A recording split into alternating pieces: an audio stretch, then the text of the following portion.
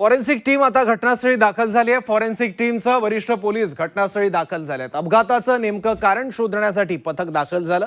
अपघातानंतर कंटेनर चालक फरार झालाय। पोलिसांकडून कंटेनर चालकाला शोधण्याचे प्रयत्न सुरू आहेत। फॉरेन्सिक टीमसह अनेक तज्ञांचा देखील पोलीस या प्रकरणात तपासासाठी सल्ला घेणार आहेत। फॉरेन्सिक टीम घटनास्थळी दाखल झालेली आहे। पोलीस या क्षेत्रातल्या काही तज्ञांचा देखील सल्ला घेणार आहेत। फॉरेन्सिक टीम सुद्धा दाखल झाली। अपघातानंतर कंटेनर चालक हा फरार झाला आणि पोलिसांकडून कंटेनर चालकाला देखील शोधण्याचे प्रयत्न सुरू आहेत।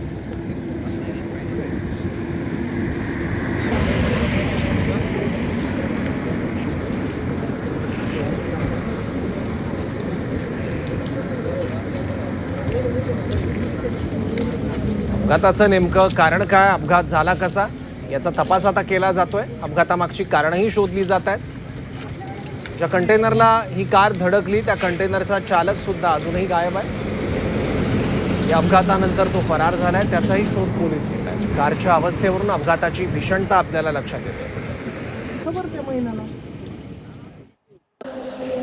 कोपरगाव आणि वैजापूर तालुक्यांच्या हद्दीमध्ये समृद्धी महामार्गावर ट्रकचा आणि एका कारचा भीषण अपघात झालेला आहे। त्यामध्ये डॉक्टर जितेंद्र शेळके आणि त्यांची पत्नी अनुराधा शेळके यांचा जागीच मृत्यू झालेला आहे। आता मी आहे या अपघात स्थळी, ज्या ठिकाणी जो वाहनांचा अपघात झालेला आहे।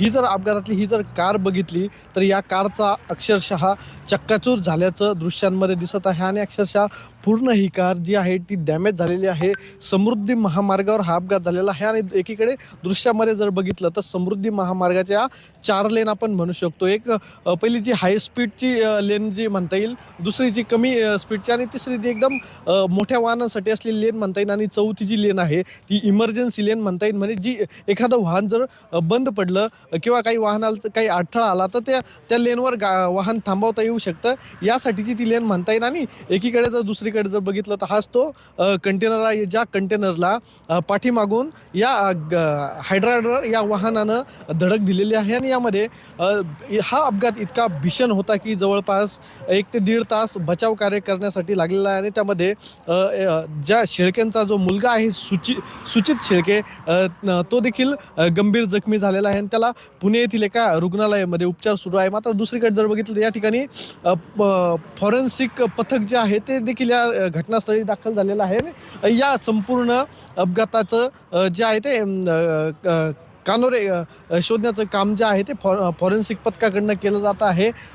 या अपघाताबाबत सामाजिक कार्यकर्ते किंवा राजकीय विरोधकांकडनं विविध शंका ज्या आहेत त्या उपस्थित केल्या जात होत्या।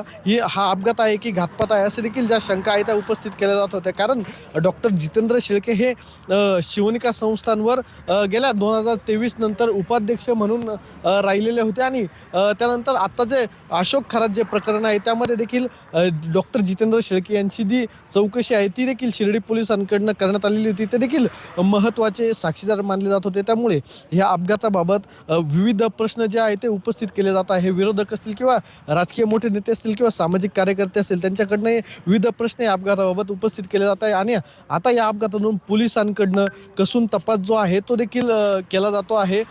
पोलीस पथक जे आहे ते अहिल्यानगर आणि संभाजीनगर जिल्ह्यातील जे पोलीस पथक जे आहे ते देखील दाखल झालेले आहेत। फॉरेन्सिक पथक देखील दाखल झालेलं आहेत आणि पंचनामे करून या वाहनाचा पंचनामा करून या ठिकाणी अपघाताचं नेमकं मूळ कारण काय, अपघात वेळी या वाहनाचा स्पीड किती होता, कंटेनर चालक हा थांबलेला होता का, की अपघातानंतर कंटेनर चालक हा पळून गेला, याचा देखील शोध आता पोलिसांकडनं घेतला जातो। याला जो पंचनामा होईल, ज्यानंतर पंचनाम्यामध्ये जे सिद्ध होईल किंवा जो तपासांती बाहेर येईल त्यानंतरच या अपघाताचं कारण बाहेर येणार आहे। कुणाल जमदाडे, झी 24 तास, कोपरगाव, अहिल्यानगर।